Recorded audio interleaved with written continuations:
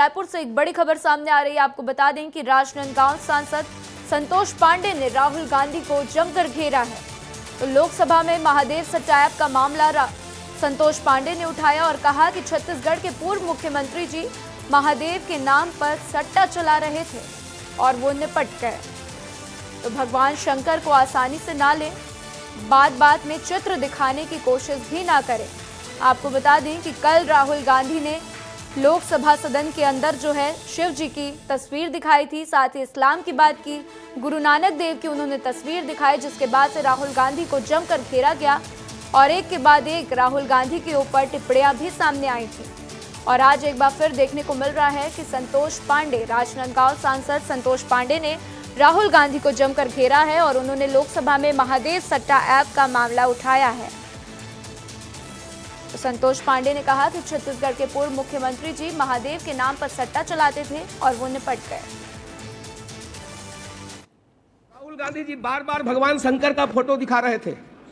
वो भगवान भोलेनाथ है, भगवान शंकर है, ये आपकी फितरत में है। आपने छत्तीसगढ़ में, मैं नाम नहीं लूंगा, आपके पूर्व मुख्यमंत्री का जो निपटा दिए छत्तीसगढ़ को, और वो आकर के लोकसभा में भी निपट गए। वो महादेव जी के नाम से सट्टा चला रहे थे, जिसे छत्तीसगढ़ की जनता ने निपटा दिया। जय संविधान।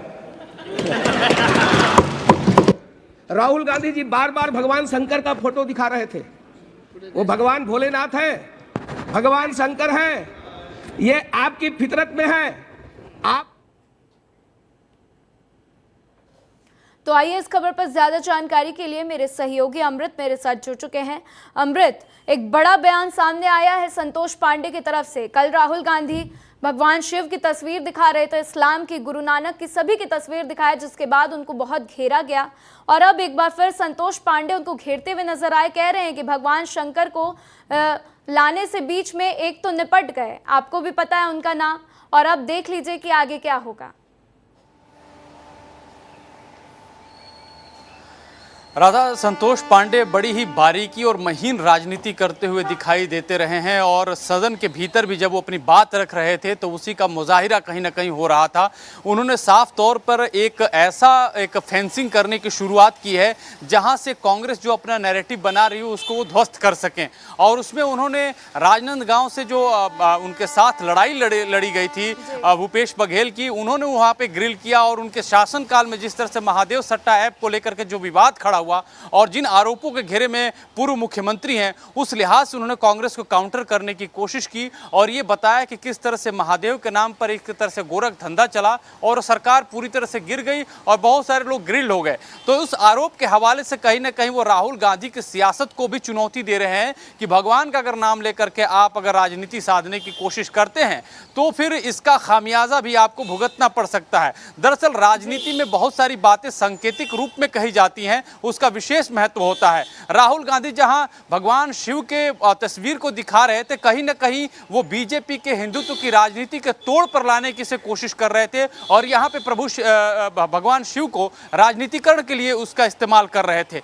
लेकिन उसी तरह से जो है एक अगर कहा जाए संतोष पांडे जो है वो आगाह करते हुए भी नजर आए कि अगर धार्मिक प्रतीकों और धार्मिक देवताओं का अगर इस्तेमाल राजनीति में इस तरह से किया जाता है या काउंटर के लिए किया जाता है, क्योंकि आप देखे होंगे कि बतौर बीजेपी दक्षिणपंथी पार्टी है और तमाम जितने भी हिंदुत्व से जुड़े धार्मिक मसले हैं उस पर मुखर रही है। अब कांग्रेस की कोशिश है कि जो मुखरता हिंदुत्व को लेकर के अगर कहा जाए एक तरफा बीजेपी के पास है, उसको उसी के टर्फ पे जाकर के, उसी के मैदान पे, अखाड़े पे जाकर के काउंटर किया जाए। और यहां से आप देखेंगे कि शिव का नाम लिया गया है। इसके पहले भी दिल्ली की सियासत में हम देखें कि हनुमान जी भी आ चुके हैं और वहां पे आम आदमी पार्टी उसका लाभ लेने की कोशिश करती रही है। अब इसी के लेकिन यहाँ पे ये जो बयान है संतोष पांडे का, अमृत जी, ये जो बयान है जिसमें उन्होंने कहा कि महादेव के नाम पर सट्टा चला रहे थे तो निपट गए, तो ये ध्यान देने वाली बात है कि कहीं ना कहीं उन्होंने राहुल गांधी को इशारों में इनडायरेक्टली बहुत कुछ संकेत दे दिए हैं। अमृत, राधा, देखिए राहुल गांधी ने भी कहा था कि महादेव हैं, अगर अन्याय होगा तो छोड़ेंगे नहीं। उन्होंने भी भगवान के हवाले से एक जो है कहा जाए कि न्याय की बात कही थी।